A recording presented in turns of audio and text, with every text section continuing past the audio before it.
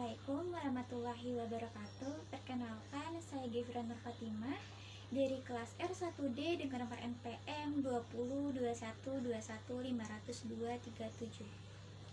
Nah, jadi kali ini saya ingin membahas mengenai hasil resensi dari buku yang sudah saya baca ini, yang dimana berjudul Penjelasan tentang Pembatal Keislaman. Buku ini ditulis oleh Syekh Muhammad bin Abdul Wahab, diterbitkan langsung oleh Atibian Solo pada bulan Desember tahun 2000. Dan buku ini juga termaksud ke dalam buku cetakan keempat dengan tebal buku 132 halaman. Salah satu alasan mengapa saya memilih buku ini yaitu dari judulnya, yang menurut saya sudah sangat menarik sekali, sehingga saya ingin tahu nih lebih dalam, kira-kira ada pelajaran apa aja sih yang nantinya saya dapat setelah membaca buku tersebut. Sebenarnya ada banyak sekali pembatal keislaman seseorang. Akan tetapi di dalam buku ini hanya terdapat 10 pembatal keislaman, yang dimana pada setiap pembatalnya memiliki penjelasan yang beda-beda, atau bisa dibilang juga memiliki judul tersendiri nih di dalamnya. Oleh karena itu saya ingin menjelaskan poin-poin terpenting apa aja sih yang ada di dalam buku tersebut. Oke, yang pertama ada syirik dalam beribadah kepada Allah. Bukan hanya menjelaskan mengenai apa itu syirik, si penulis ini juga menyampaikan bahwasannya ada 3 macam syirik, yaitu diantaranya syirik akbar, syirik asghar, dan syirik khafi. Namun ada pendapat nih dari Ibnu Qayyim yang menyatakan bahwasannya syirik itu hanya terdapat 2 macam, yaitu syirik akbar dan syirik asghar. Lanjut pembatal yang kedua, yaitu barang siapa yang menjadikan perantara antara dirinya dan Allah. Nah, di dalam pembatal kedua ini bukan hanya terdapat ayat-ayat Al-Quran di dalamnya. Si penulis juga menyatakan bahwasannya ada 3 perkara dari sebab akibat yang harus diketahui oleh si pembaca tersebut. Lanjut ke pembatal selanjutnya, ada pembatal ketiga, yaitu barang siapa tidak mengkafirkan orang kafir atau ragu dalam kekafiran mereka.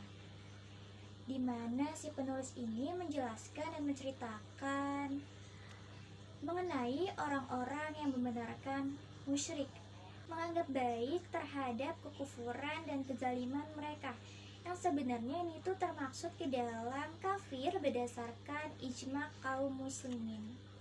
Lalu ada pembatal keempat, yaitu barang siapa berkeyakinan bahwa petunjuk selain dari Rasul lebih sempurna daripada petunjuk Rasul.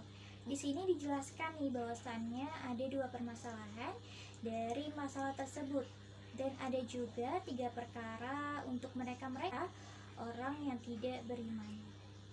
Lalu ada pembatal kelima, yaitu barang siapa membenci sesuatu dari agama Rasulullah SAW. Di dalam pembatal kelima ini terdapat hadis muttafaq alaihi, yang dimana hadis ini tuh berasal dari Abu Sa'id Al-Khudri radhiyallahu anhu. Dan terdapat juga firman Allah dalam menghukumi kekafiran orang yang diturunkan oleh Allah kepada Rasulnya. Lalu selanjutnya ada pembatal ketujuh, yaitu barang siapa berolok-olok terhadap agama Rasulullah SAW.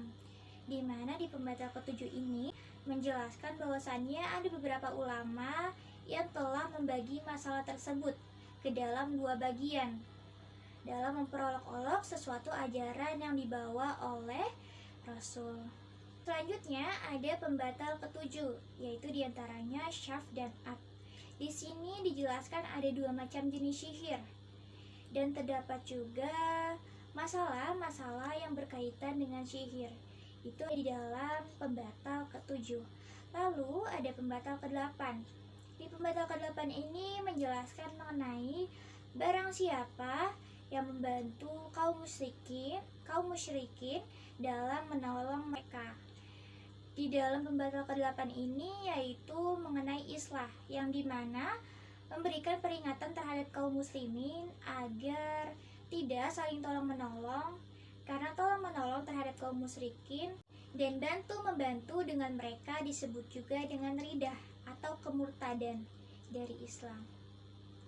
Lalu ada pembatal ke-9, yaitu barang siapa berkeyakinan bahwa sebagian manusia yang boleh keluar dari syariat Muhammad Sallallahu Alaihi Wasallam, yang dimana dijelaskan bahwasannya Allah telah memfardukan atas semua manusia untuk menaati Nabi, namun ada manusia yang taat atau patuh dan ada pula manusia yang durhaka, yaitu diantaranya umat ijabah dan umat dakwah.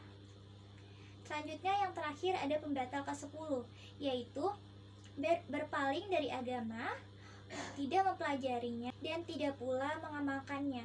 Di mana si penulis ini menjelaskan mengenai makna berpaling, dan maksud dari makna berpaling ini yaitu berpaling dari dinullah.